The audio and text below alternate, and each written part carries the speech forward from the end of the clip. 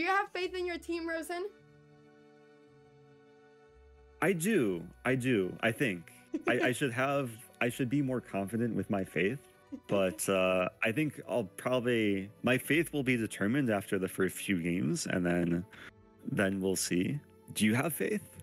Well, the thing your is team? this, that if I'm gonna be completely honest, we may have had the worst sub battle ever. The last sub battle that we played it against Mr. Llama and we got adopted. But Oh no. the thing with that was that was a 3-0 sub battle and we kept on flagging. And now that there's a 3-2 sub battle, I have faith because I think that everything that we needed was just a little bit of increment in time. So I feel very confident now, yes. And also everybody in our team has a little like golden hat put on their usernames. So, or most people. So that just like kind of brings the team spirit together, I feel like. Yeah, we still have to work on that. My team still has to update their profile pictures.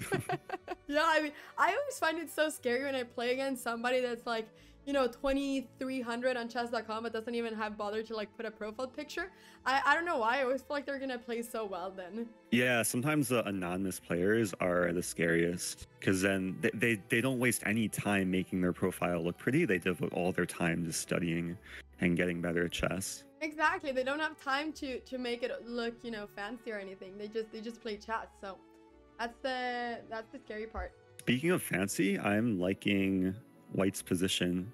The bishop pair is very fancy. The bishop pair is very fancy. I will give that to you. Yeah, and the queen is getting out of the pin, so the knight is gonna be able to start moving. I guess the only thing is if we can like somehow, I don't know, take advantage of the double pawns on the queen side or something. But I'll admit I did miss the opening, but I guess there was an early trade on c3. So this is it's an imbalanced structure. Like White has the double pawns, but the bishop pair, so there's some pros and cons for each side. Yeah, for sure. What plans would you say that White and Black want to go for now? Well, if we see the last move, knight d2, yeah, it's not always a good sign when you're like retreating in the middle game. But sometimes with knights, it's not about where the knight goes initially. It's about the final destination. So I imagine Yaboth G is thinking about maybe maneuvering the knights. I mean, there's a few possibilities between b3 and f1. Oh, but there's another idea too. Queen g3, which is maybe the main idea of knight d2.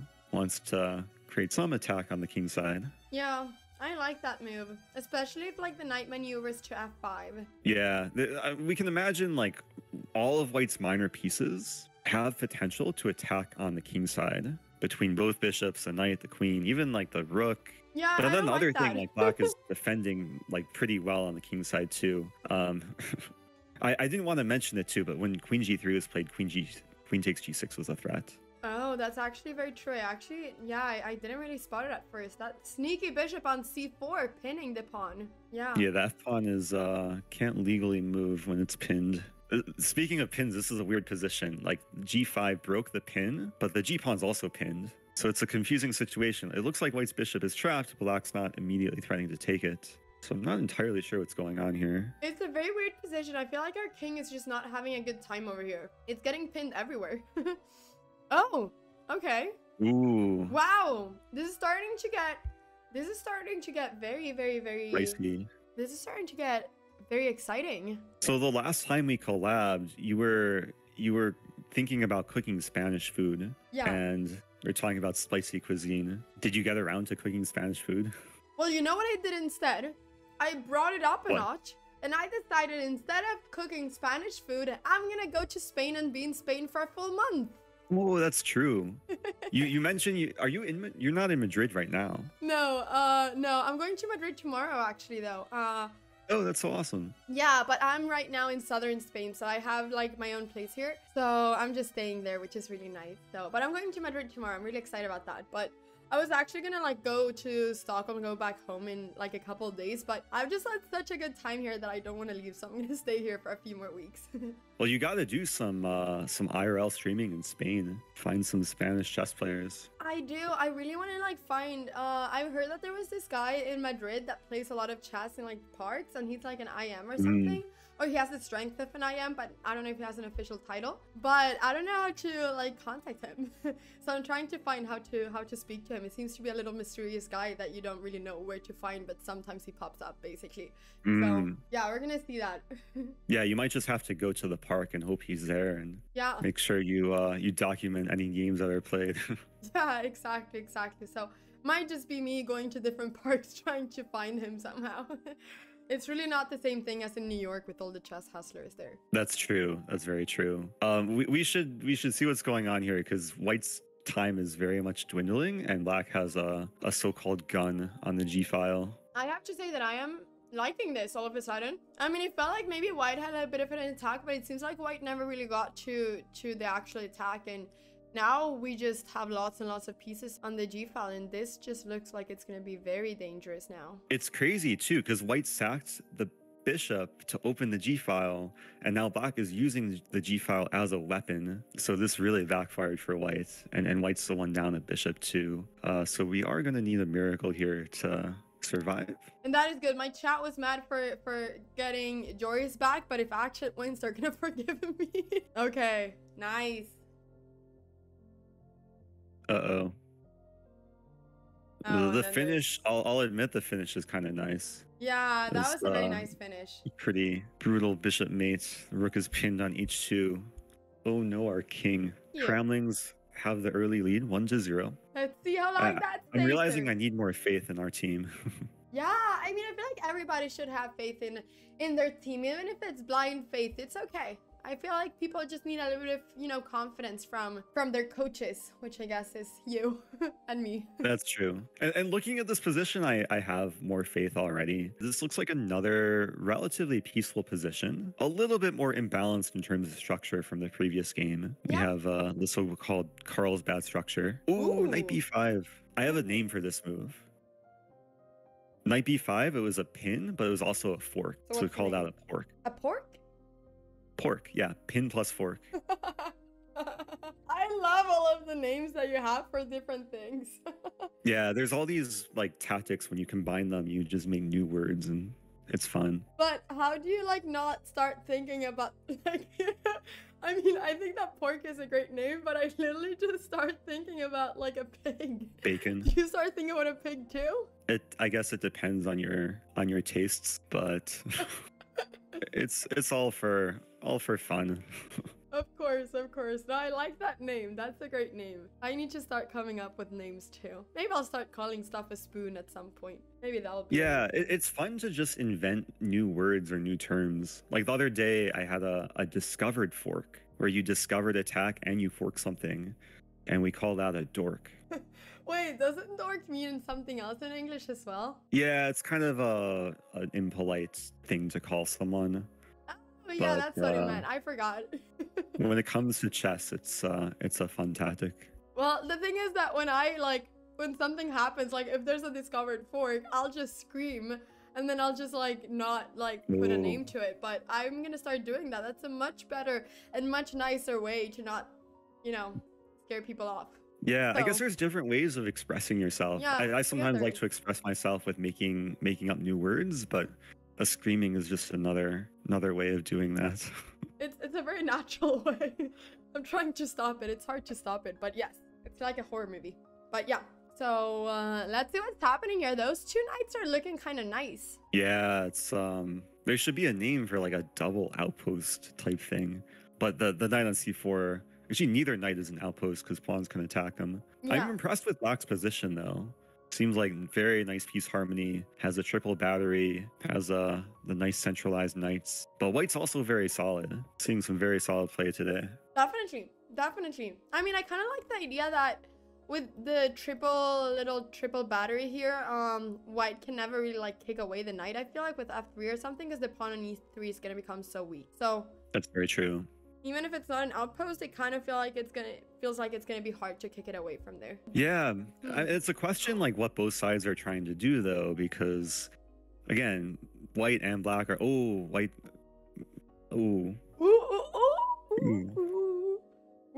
didn't say both sides are really solid, but clearly some tactics missed. But this is the nature of Blitz.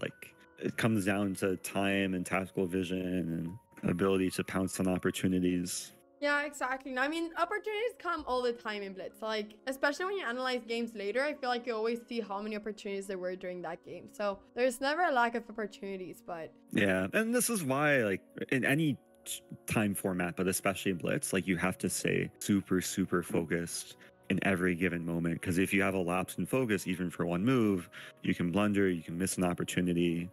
And like the strongest Blitz players are able to kind of keep that level of intense focus. can I ask you, Eric, how do you stay focused during your chess games while you're streaming? It's so difficult. Yeah. Because there will be so many like interesting distractions from chat. Like chat will just start asking me random questions and making up words and cheering bits sometimes or subbing.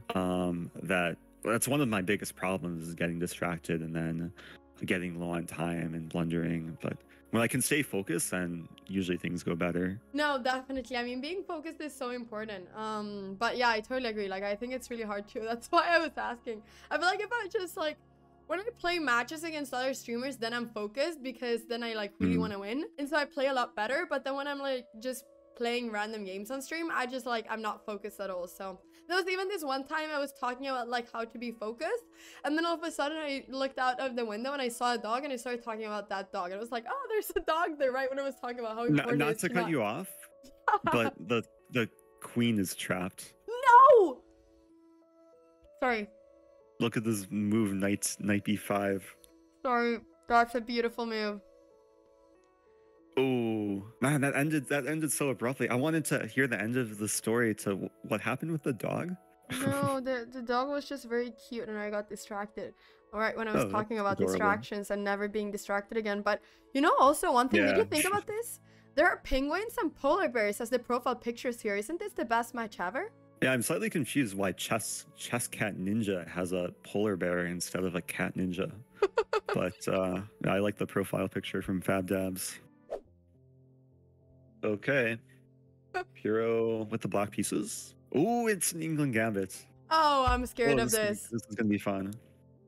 I'm kind of scared too, but yeah, the England it's a popular, like tricky, dubious opening, especially at the lower levels. It definitely I'm super is. excited about this. I'm excited too. I've got checkmated in 8 moves with this, so. Oh, did you fall for like the bishop c3 and then eventually queen c1 mate? Yep, had never played against this before, and that happened in 8 moves. Was not a good game. It's the power of the England, because a lot of like the natural intuitive lines for white are just losing on the spot. So white has to be very careful, but black has to be careful too. This last move, it's very forky.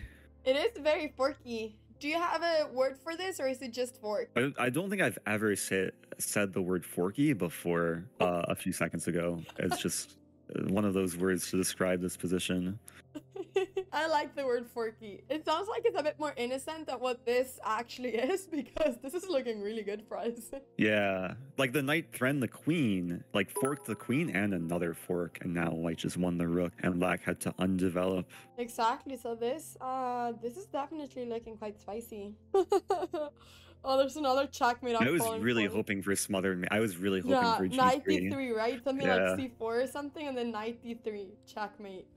I wanted to say that G3 would be a very good move, hoping that white would be listening in, but I don't want to influence the game like that. So, but yeah, there was smothered mate potential. Definitely, those are pretty cool, to be honest. You feel really good if you make one of those in a game. Can we just admire the number of moves black has made with the queen? Like the out of the first 11 moves, 1, 2, 3, 4, 5, 6, 7. 7 out of 11.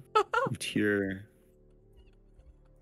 And it's gonna move again to probably capture the knight.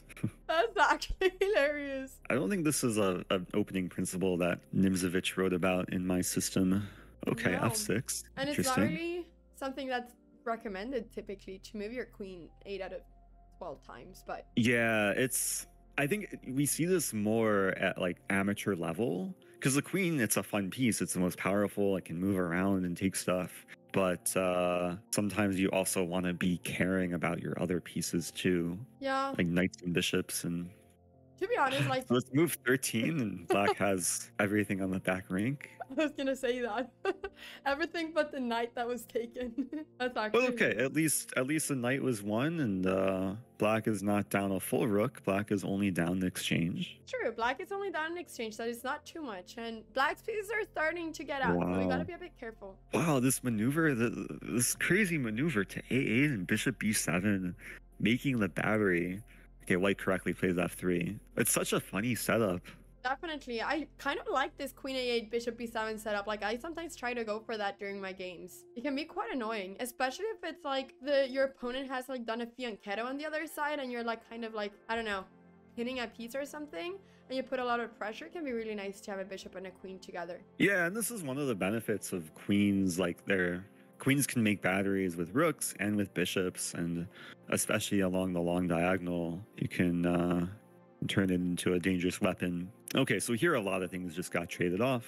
Again, the time situation. I'm not liking it. My players are playing too much like me, and I don't like that. That's not a good thing when it comes to time. All right. Well, this case is interesting because the side who's low on time has the advantage. Unlike last game, the side who was up on time had the advantage. I think the outcome is going to be more unclear here. It is. It is. I'm very worried about this. We need to get a win for us to get a bit closer to the standings. I feel like we're falling behind. It has been a close match so far. Like, we're trading off. I mean, there's some momentum for my team, so hopefully we can keep it going. But yeah, I think anything can happen here. Like, all three results still possible.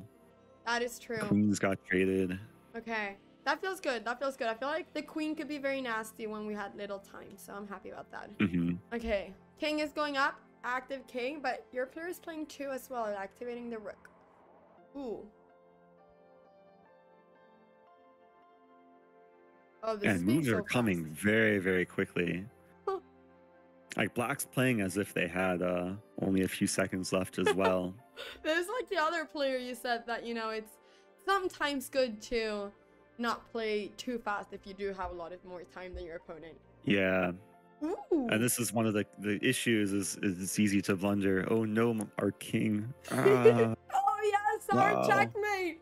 Oh, I just realized the profile picture of black says, "I'm sorry, Eric."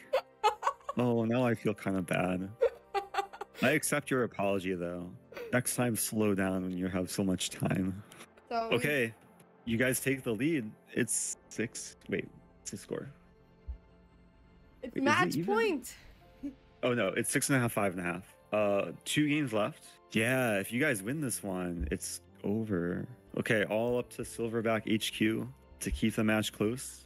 Hey, the game has already started. Wow. Okay, ooh, it's a London opening. I've played Silverback HQ a few times over the last month. London versus Dutch. Okay, It's which one actually a is your Stonewall preference? Dutch. I'm a huge London fan, and it's one of my favorite openings. So I'm not surprised my team member is playing it. Of course, I mean, they play what you teach. I feel like there's That's a good right. quote for that, but I don't really know what that is. But yeah, They play what I preach. that's the one. Or what I, yeah. Preach, teach. And Yeah. London is nice for blitz chess because it's essentially it's a system-based opening, so you can play the first several moves without using too much time and get a very solid position. Conserve more time for later. And here, okay, already a lot of trades. Yeah, definitely. We've already seen lots of trades, but at the same time, there's different side castling. So we're gonna see one of those Right. games where both teams are gonna start racing, try to be the faster ones to attack the king. So we're gonna see. That's a which team's question who fastest. can Yeah, who can pawn storm quicker, like exactly. both sides initiating their pawn storm, like getting tempo on the queen. That's just what everybody Wow. wants to do. Just initiate a pawn storm, and it's scary to play against the pawn storm. To be honest, it's very scary to do that. But here it's gonna be necessary. And usually we should note the reason why you pawn storm is to eventually open files so like the rooks can activate, which white has managed to do on the king side. The queen side is it's actually a bit more closed. Definitely, Queensway now So became a lot more closed after we went A4. I feel like maybe something like B4 would have been better to start opening things up. But when you go A4, and white has their pawn on A3, I mean, there's not really lots of ways to advance. We can't really go B4 anymore. Just a little bit more hard to get into the white's king now. but now, okay, now we're seeing a lot of pawn tension here. Black has a big Yeah. choice to make. Which pawn to capture or push or do something else. That's the question here. Let's see what they go for. It's not an easy question. I mean, these type of things kind of change the whole game. So, okay. And okay, queens are off the board. So it's actually, I thought it was gonna be really like sharp attacking game, but now it's way more positional. We have 2 rooks and a light squared bishop for both sides and equal pawns. I have to say your bishop is so much better than ours, though. It All is. of our pawns are on light squares. The This bishops is so don't go typical. anywhere. Yeah. Yeah, when there's bishops of the same color, like one per side, you really want your pawns to be on a different color than the bishops. In Yeah. this case, almost all of black's pawns are on light squares. So white definitely has advantage here, but it's not over. Like it's a small advantage, and the game keeps going. Game It still takes a fortunately lot of keeps work. going. Yeah, but I like the idea that they had. I think that the idea of going bishop d7 here was to try to, yeah, there we go, to try to exchange it with bishop e8. So I kind of like that they're trying to go for something like that and just hope that they can get that bad bishop out of the game. Yeah, and this was actually a classic mistake. I mean, it's not a huge blunder, but white should have moved the bishop back and held on to the bishop. And now, okay, now things are getting spicy. Spicy working game. This is very spicy. This is very spicy, especially at this level. Yeah, I think all 3 results are possible here. Like white can win, black can win. It can be a draw. Anything can happen. This is scary. Okay. Because both rooks are very active. Definitely. And pawns are falling left and right and center. I feel like something that's very common is that, like, when you see that one of your opponents, or when your opponent is like attacking one of your pawns, I feel like people always want to immediately attack another pawn because they don't want to lose a pawn, basically. So almost always. Yeah, sometimes like, patience yeah, is very important. And time is another factor here. White is up a minute and has a passed pawn. Black has 2 passed pawns, so it's hard to evaluate. And like, I don't think the players are going to play this perfectly, so who knows what's going to happen. Okay, I'm happy that we tried to stop it at least. I was a bit worried about nothing being done over there. Yeah, the c pawn is now blockaded, unfortunately, for white. It was important to get the rook to c8 before there was time for the rook to go to b8. Now if rook b8, we just take the pawn on c7. So, see how it goes. This is so nerve-wracking. Match point as well. Now, I do admire the fact white's taking time here. Like, not rushing. It's a critical moment. What to do. Maybe realizing some danger. Okay, king b4. Wow. Uh-oh. Oh, yes. Ooh, resourceful. That was resourceful. That was actually really resourceful. Rook b8, making it so maybe black should have queen there, but it was a hard decision to make. Wow. Very nice. Black is counter resourceful. Oh, I love how resourceful these players are being. Like, this is really high level, I feel like. Yeah, that was a nice way of cutting off the H file, and now it's big trouble. We need at least a draw to keep our hopes alive. Yeah. Of a tiebreak. No stalemates. Fingers crossed. Mr. Lam is resubscribed 14 months saying, what a battle so far. This battle is better than the one against you, Llama.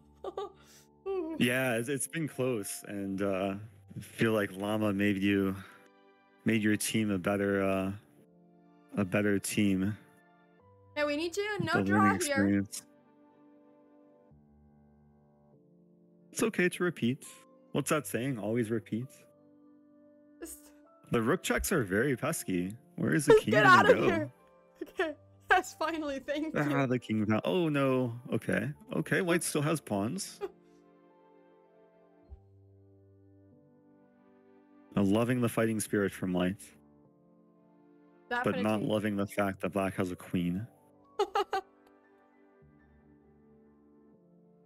Okay, pawn storm. Gotta believe. No stalemate. Oh no. Oh no, our king. No. Ooh. Ooh. What? What is happening? Okay. Oh no, our queen. Oh no. Don't do it. Don't hurt us. Queens are tricky. There's so many different legal moves. Don't do it. Ah, good game. What a game. What a game. Wow. So in the end, let's do the final score. It was 6.5 to 7.5. Very close match. Congratulations to Anna's Cramlings. Thank you so much for watching this video. If you enjoyed it, please don't forget to leave a big thumbs up and also to subscribe. If you ever want to catch me live, go ahead and go to twitch.tv/AnnaCramling. Hope to see you there.